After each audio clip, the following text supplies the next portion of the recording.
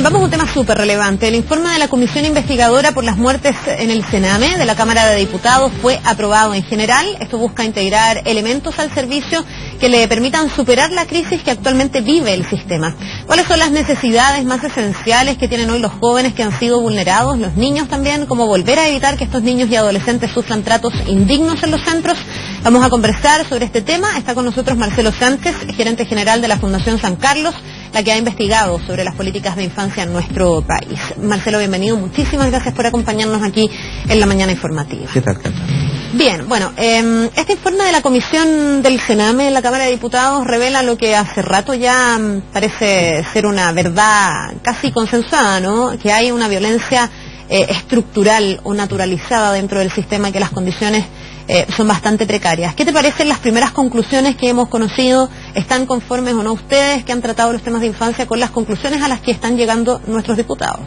A ver, yo creo que, tal como tú dices, esto no representa ninguna novedad respecto de todo lo que ha sido el devenir durante estos últimos años, en donde hemos hecho varios análisis tendiente a básicamente las conclusiones que hoy día se están instalando en el informe. Yo rescataría las 4 principales que se han conocido. La primera, en relación a los procesos de reunificación familiar, a la valoración de la familia que hoy día está invisibilizada en el sistema. Muchas veces estas familias que vienen de lugares vulnerables, de situaciones de pobreza, que no tienen ni siquiera una representación jurídica ante los tribunales, están peregrinando por buscar posibilidades de reunificación con sus niños. Muchas veces también esos niños han llegado a estas condiciones de situación de protección producto de diagnósticos que no han contado con la calidad ni con la pertinencia adecuada para poder acreditar efectivamente su situación de vulnerabilidad. Entonces, esos instrumentos que a veces usan los jueces de familia dicen de las familias que precisamente están invisibilizadas, situaciones que impiden esos procesos de reunificación. Y en consecuencia, la primera conclusión de esta comisión es decir, miremos la familia. Preocupémonos de esa papá, de esa mamá que necesitan apoyo, intervención terapéutica para iniciar un proceso de reunificación familiar. Habla del Servicio Nacional de la Familia. La verdad es que la institucionalización, la organización, muchas veces es como el techo que se pone antes de las columnas. Acá hay que mirar desde la gestión, hay que mirar desde que los equipos terapéuticos empiecen a hacer visible a la familia. Porque da la sensación que lo otro puede ser sumamente burocrático. Cuando tú esperas en el fondo que la institucionalidad se ponga al día, a veces renuncias a cosas que puedes gestionar ahora ya, porque hoy día hay una urgencia. O sea, ya es tarde, digamos, para la urgencia. Era urgente ayer, antes de ayer y hace años, digamos. Bueno, esa es la discusión de fondo. Acá se ha ido perdiendo el sentido de urgencia por ir apostando a una estrategia legislativa que crea institucionalidad y que hipoteca la capacidad de gestión. Cuando nosotros hablamos de reunificar la familia, cuando hablamos de mirar a la familia como un elemento terapéutico donde uno puede trabajar, puede intervenir, eso no quiere suponer o no tiene por qué esperar a la creación de un Servicio Nacional de la Familia. Al contrario, hoy día están las herramientas para hacer intervención terapéutica en materia de reunificación.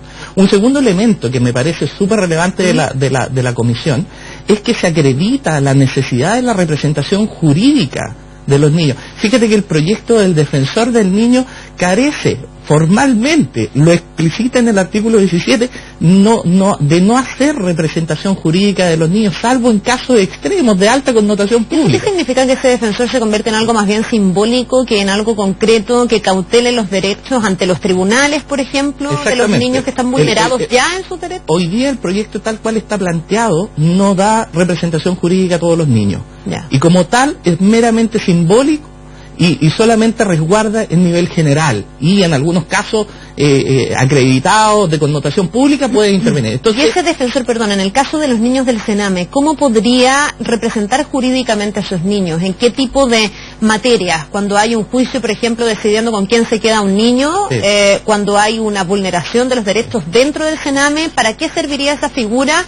¿Y de qué manera podría cautelar los derechos ante los tribunales de nuestro país de los niños del Sename? Hay varios elementos. Y de los jóvenes y adolescentes del Hay varios elementos. Hoy día existe la figura del curador ad litem, que opera en algunos casos y que en la práctica es muy limitada respecto de la cobertura de temas que pueda ir abordando frente a los tribunales y de la instancia en que precisamente se resuelven los temas. ¿Por qué? Porque precisamente vienen de la autoridad, vienen del Estado, que muchas veces es el mismo vulnerador. Entonces, en la práctica no gozan de autonomía, no gozan de cobertura y muchas veces no se pronuncian sobre materias que son directamente relacionadas con el bienestar del niño. Cuando nosotros vemos las situaciones de maltrato, cuando vemos todos estos otros elementos que declara la misma comisión, la presencia de un defensor del niño que esté resguardando y cautelando el bienestar físico, mental, emocional, que esté preocupado también de la relación con su familia, que esté buscando la mejor alternativa por el bien superior del niño, son todos elementos que hoy día los curadores ad litem no cubren. Y en la práctica lo que se requiere es fortalecer ese mecanismo de representación jurídica autónoma del Estado.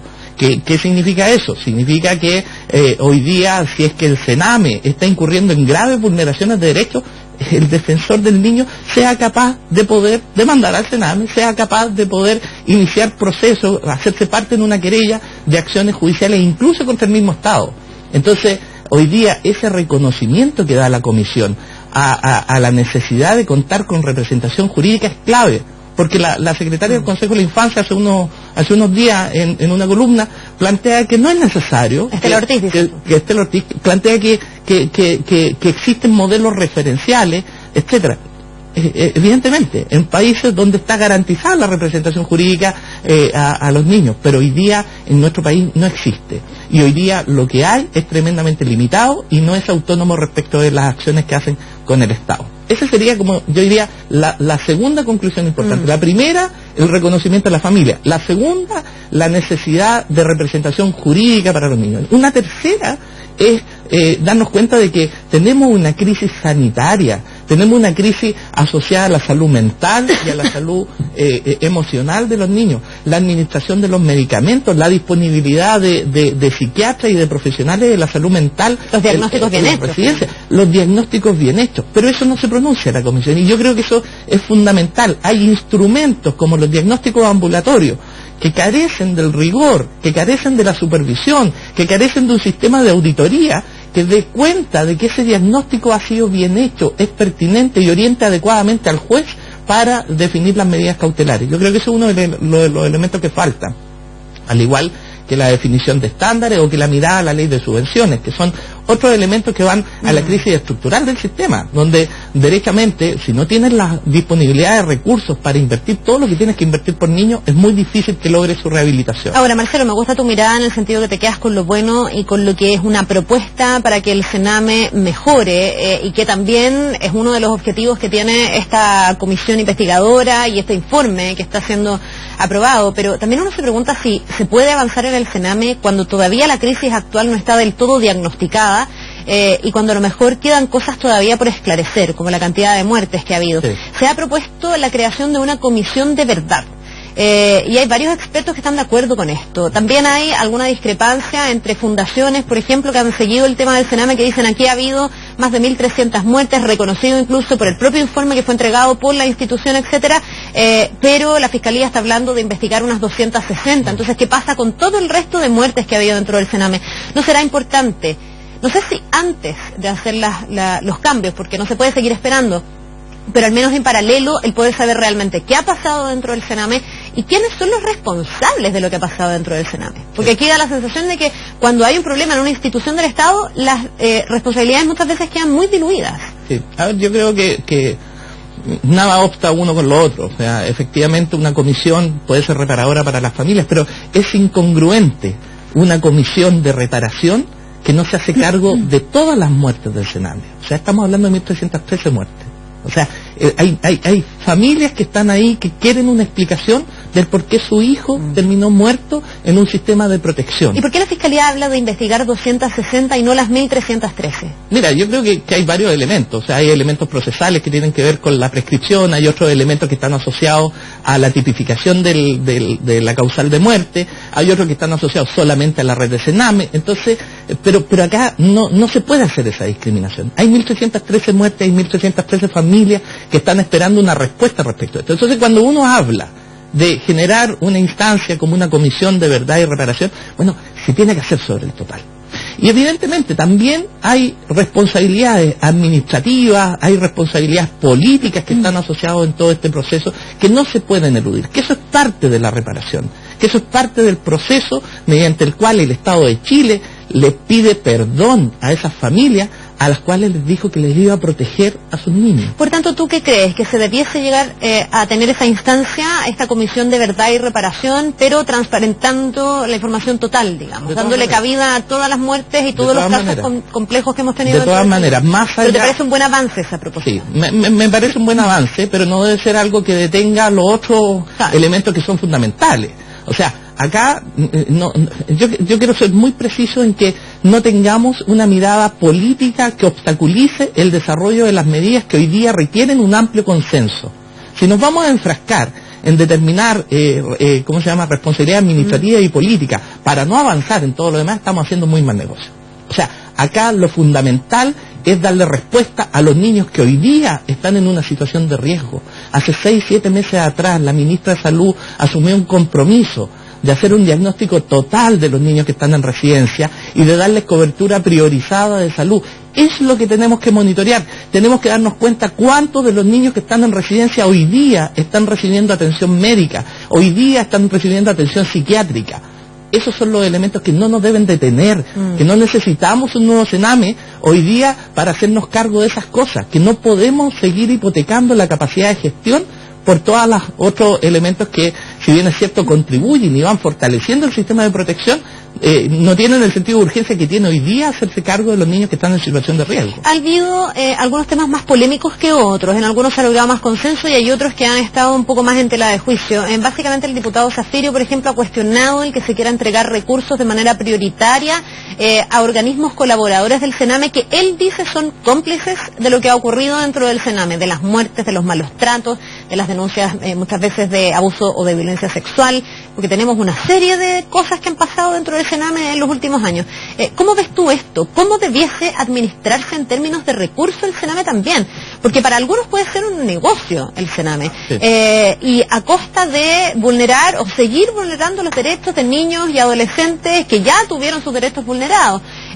¿Cómo se debe priorizar? ¿Cómo se debe seleccionar? ¿Cómo se debe fijar el estándar de aquellos colaboradores del Sename para garantizar que, bueno, ok, el Estado les va a entregar recursos, pero eso va a ser devuelto con la restitución de los derechos a esos niños y no la vulneración de derechos a esos niños? ¿Cómo se hace? Bueno, tú lo has planteado. O sea, la verdad es que el primer elemento es definir estándares de calidad de la intervención. Acá no se trata solamente del estándar de calidad de cómo sea la residencia, de los salones que tenga, de los lugares que tenga para recibir visitas. No, se trata de entender, y hoy día se puede medir, de cómo cambia el assessment familiar, de cómo cambia el desempeño del niño, cómo cambia la condición de bienestar del niño, cómo el niño cuando egresa de ese hogar no vuelve a reingresar a otro sistema de protección de Sename. Son todos los elementos que uno tiene que poner métrica sobre el cual medir el desempeño de los organismos colaboradores, pero tienen que haber estándares. Y que para que hayan estándares, tiene que abrirse la ley de subvención y tiene que mirarse aquellos elementos que van a contribuir a hacer un desempeño terapéutico adecuado. Nosotros no podemos pretender que con apenas 1/3 del costo, que es lo que es la subvención en definitiva, se esté logrando los resultados que esperamos si es que no hay una modificación sustantiva en la ley de subvenciones. O sea, pero esa modificación tiene que ir asociada a estándares. Es darle realmente los recursos que requieren estas instituciones colaboradoras, pero a cambio de un estándar garantizado de calidad, de trato, de atención. Ahora, y relacionado con el resultado, ojo, claro. O sea, acá no se trata solamente de prestar un servicio, entre comillas, se trata de lograr un resultado de inserción, de reparación, de rehabilitación del niño. Ahora, yo entiendo que esos estándares están contemplados dentro del proyecto de ley que divide al Sename en 2 servicios distintos, etcétera. O sea, deberíamos avanzar en ese camino. Se ha ido trabajando en esos estándares. Yo creo que hay una necesidad, obviamente, de validar esos estándares. Estos estándares también se fijan en relación a estándares internacionales y, obviamente, la realidad local es distinta y, en consecuencia, también hay que ir avanzando en que esos estándares se vayan incorporando. Marcelo, pero hoy día, con lo que existe, tenemos instituciones colaboradoras del Sename que cumplan con el estándar deseado o que al menos se acerquen, sí. Porque también uno dice hay que mirar internacionalmente lo que pasa, pero en la realidad local también tenemos un escenario súper dispar, sí. De algunas instituciones colaboradoras que han funcionado pésimo y que a lo mejor, como dice René Zafirio, han sido cómplices, pasivos o activos en algunos casos de los abusos cometidos dentro del Sename, pero en otros, a lo mejor con mucho esfuerzo, tenemos instituciones que pueden haber funcionado un poco mejor, a lo mejor no en el estándar ideal, porque la institución completa o la institucionalidad está con un problema, Pero a lo mejor habría que revisar esos ejemplos y ver cómo avanzar, y ahí podría haber de alguna manera una guía, un modelo. Yo creo que tenemos varios casos de organismos colaboradores destacados que cumplen estándares, que han logrado una inserción efectiva, que trabajan con la familia. Fíjate que un elemento para no perderse en esto es clave. Es clave que cuando tú detectas que un hogar está trabajando con la familia, se están cumpliendo los estándares que realmente apoyan a la intervención. Y eso es importante, porque tú me decías, esto hay que medirlo desde el punto de vista de los resultados. Tú me dices, en estos centros que trabajan con las familias, uno ve inmediatamente que el estándar es mejor. Pero el resultado también es mejor. Está absolutamente comprobado que cuando tú haces una terapia o una intervención al niño, al joven y a todo su entorno, finalmente tienes un mejor resultado, y ese niño, en el caso de, no sé, un potencial delincuente, puede tener la reinserción social que se requiere, o la guaguita que fue vulnerada en sus derechos puede volver a su familia con un mejor futuro. Mira, una de las pocas experiencias que ha evaluado eso fue precisamente una que hicimos nosotros el año 2015, con un grupo de 8 proyectos de Sename a los cuales le financiamos la intervención familiar. Y medimos durante 2 años los resultados de esa intervención familiar. En el caso de un 70%, nosotros lo medimos con una estadística internacional que se llama el NSFAS, que mide desempeño familiar. En el 70% de los casos, los niños repararon su condición de vulnerabilidad, mejoraron su bienestar, cuando hicimos procesos de reunificación familiar.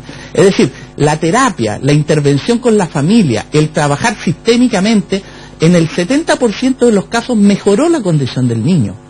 ¿Y eso qué te demuestra? Demuestra que tener esa mirada de trabajar con la familia, por lo menos nos va a descomplejizar gran parte del problema. El 70% es una cifra importante. Si tú le preguntabas a los grupos terapéuticos que trabajaban con familia, solo un 30% creía que la familia tenía la capacidad de restablecer el bienestar del niño. Solo un 30%. Y esa es la mirada institucional con la que está teñida la institucionalidad de protección, que la familia es un factor de riesgo, y no. La familia no es un factor de riesgo. Si nosotros trabajamos con la familia, es una oportunidad y es un recurso para lograr el mejor desarrollo del niño. Ahora, tú me hablas de trabajar con la familia, y me imagino que aquí también hay que trabajar con los funcionarios del Sename. Ellos tienen como un doble rol, de cuidadores de los niños, pero también a veces son agredidos, y también están como en una escalada de violencia donde uno no sabe muy bien dónde ponerlos. Por supuesto que aquellos tíos que hemos conocido, que han violentado a los niños, que han abusado de los niños, no caen dentro de lo que yo estoy diciendo como o calificando como funcionarios del Sename. Me refiero a aquellos que sí quieren trabajar, pero que muchas veces sienten que no tienen todas las herramientas, que no tienen la capacitación, que los protocolos no están claros, que no saben cómo contener a los niños, que frente a un diagnóstico que está mal hecho y un niño que se descompone, a lo mejor de manera absolutamente irracional, tienden a hacer cosas que ponen en riesgo la vida de esos niños sin tener la intención de hacerlo. Por eso hago la distinción. ¿Cómo se trabaja y cómo se avanza con esos funcionarios, con esos profesionales? ¿Y cómo se profesionaliza más también el servicio y a todas sus instituciones colaboradoras? Sí, mira, a ver, yo creo que lo primero, y harto mal lo han pasado los trabajadores del Sename, porque uno tiende a usar el Sename como chivo expiatorio de una crisis de un sistema que es bastante más que el Sename mismo, porque salud no da, ¿cómo se llama?, atención a los niños priorizados, porque educación no reinserta a los niños en el colegio, etc. Muchos otros elementos. Muy estructural. Pero por eso hacemos la distinción, ¿no? Pero la gran mayoría de los trabajadores de Sename son gente comprometida, tienen vocación, tienen ciertos niveles de preparación, pero evidentemente tenemos que invertir en el trabajador de trato directo, que es quizás de los estamentos más abandonados dentro de la dinámica del sistema de protección. Son finalmente las personas que se relacionan con los niños. Exactamente, que crea el vínculo con los niños. Es el vínculo más significativo que los niños van a tener dentro de la institucionalización. Muchas veces es el único vínculo significativo que ¿Y qué le pasa a esos trabajadores de trato directo? ¿Cuál es la crisis que tienen ellos? ¿O cómo se puede mejorar sus propias condiciones? Porque es difícil. Primero, el niño que está dentro de un recinto del Sename evidentemente viene con un problema anterior y con un contexto que le ha sido adverso, y ningún niño va a llegar feliz a un centro del Sename, porque está perdiendo a su familia finalmente, está perdiendo su contexto y a lo mejor ha sido abandonado, violentado y cuantas otras cosas. Y lo que uno aspiraría o lo que uno querría es que dentro del Sename encontraran cierto grado de afecto. No sé si amor, no sé si va a alcanzar, porque eso es una cosa que se desarrolla más genuinamente, pero sí contención, afecto, etcétera. ¿Cómo dotas tú a estos trabajadores de trato directo para que puedan acoger a esos niños y no los vuelvan a vulnerar en sus derechos, en su infancia, que es la parte más importante de la vida de un ser humano. Bueno, ahí está la integralidad de las políticas públicas en materia de infancia. Cuando hablamos de que los niños puedan tener representación jurídica, cuando haya la posibilidad de visitar los centros, garantizar el bienestar de los niños dentro de los centros, cuando podamos trabajar con esos protocolos, hagamos las capacitaciones y también definamos ciertos instrumentos. Fíjate que hace poco el Sename nos pidió a nosotros que cediéramos los derechos sobre el libro de vida. El libro de vida es un instrumento terapéutico que se trabaja en la residencia y que permite que las cuidadoras, la gente de trato directo, vayan anotando en un libro aquellas cosas que son significativas para el niño. De tal manera de que cuando el niño se vaya del Sename, tenga un libro donde aparece su historia, aparece su identidad, aparece la cuidadora, que muchas veces son 3 o 4 dentro de un periodo porque tienen alta rotación, la cuidadora que estuvo en momentos claves de su vida. Eso es súper importante, pero hay que dotar de esa herramienta, hay que dotar de esos instrumentos, hay que capacitar, hay que entrenar, hay que establecer protocolos adecuados, hay que tener supervisión, hay que tener psiquiatras, hay que tener psicólogos disponibles para poder apoyar y hacer un mentoring adecuado a los cuidadores de trato directo, tal como tú dices. La población que llega es una población que está en conflicto, que necesita apoyo, que necesita los mayores recursos terapéuticos, pero que fundamentalmente necesita establecer un vínculo emocional. Y el cuidador de trato directo es clave en eso. Por eso que no hay que olvidarlo y hay que fortalecer esas capacidades. Marcelo, otra de las discusiones que se ha dado dentro de la comisión investigadora ha sido el rol de Solange Huerta, que es actualmente la directora del Sename. Se ha hablado aquí de la posibilidad de hacer un sumario dentro del servicio, porque se acusa cierta acumulación de recursos. Recordemos que se le han inyectado recursos al Sename como una medida más inmediata para intentar mejorar la gestión, y justamente Solange Huerta ha estado mandatada a mejorar la gestión de este servicio sin tener que esperar a la nueva legislación, porque eso obviamente demora. Eso sí, la comisión pide que haya urgencia para esta ley que va a establecer que el Sename se convierta en 2 servicios distintos. Mientras eso ocurre, la gracia sería con esos recursos poder inyectarle esos recursos a la institución y poder hacer mejoras. ¿No se ha hecho eso? Es decir, ¿se han quedado aposados esos recursos y todavía no se traspasan a la gestión del Sename? ¿Por qué se dice que se podría sumariar a Solange Huerta? No sé qué mirada tienes tú de la gestión de ella, si en los meses que lleva ha podido efectivamente agilizar los procesos del Sename. Mira, yo he visto que efectivamente se han estado trabajando en algunos conceptos importantes, como por ejemplo capacitar a alguna residencia o a los centros de administración directa en temas de intervención y de reunificación familiar, esta idea de poder visibilizar mucho más la familia, en incorporar algunas herramientas de gestión, etcétera, pero no va a los cambios estructurales. Y yo creo que hoy día está ralentizada la operación del Sename a la espera de esta nueva configuración del nuevo Sename. Respecto de los recursos, acá es clave, o sea, la deuda por 80 bis es alrededor de 8.000 millones de pesos. El 80 bis es un instrumento que tienen los tribunales de familia para obligar a una residencia a recibir un niño. Y contra eso, la residencia tiene que recibir un pago, porque si no, precisamente está diluyendo su capacidad de actuar entre la subvención que le llega por Sename y la cantidad de niños que hay en esa residencia. ¿Y eso qué significa? Que entonces hay residencias que reciben a los niños sin contar con todos los recursos, sin contar con todos porque hay residencias que definitivamente no pueden recibir más niños. Es que esa posibilidad hoy día no existe en los tribunales. Si el tribunal de familia a ti te obliga... Te tienen que aceptar al niño. Te tienen que aceptar al niño, y por eso se genera una cuenta en el 80 bis que el Sename tiene que pagar. Ahí ya llevamos 8.000 millones de pesos. 8.000 millones de pesos es mucha plata para una residencia que administra con los recursos al límite. No, y hay que entender que esos recursos van a la atención de los niños. Exactamente. Si no se reciben los recursos, ¿cómo vas a tener tú un psiquiatra que los pueda atender, un psicólogo, los medicamentos? Imposible. Y esos son recursos que van extra subvención, que en el fondo es algo que no estaba planificado por parte de la residencia. Por lo tanto, son clave. Y eso pone en crisis, obviamente. Hay residencias que han estado cerrando. Hay residencias que no se están presentando a las licitaciones. Entonces, evidentemente, si habiendo recursos no se está resolviendo situaciones que son críticas en esas materias, hay una situación donde administrativamente cabe preguntarse si se ha hecho lo mejor. Bien, pues Marcelo, ojalá que todas estas conclusiones de la comisión, también el trabajo que han hecho ustedes y lo que tú rescatas además, se pueda ir implementando para ir mejorando el Sename y no esperar necesariamente la legislación, que va a ser importante, pero la urgencia es mucho más urgente, valga la redundancia, que esperar a la ley. Así que es mucho más apremiante para todos esos niños que a esta hora están hoy día en un centro del Sename. Muchas gracias por tu análisis. Gracias. Que te vaya muy bien. Igualmente. Que tengas una buena jornada.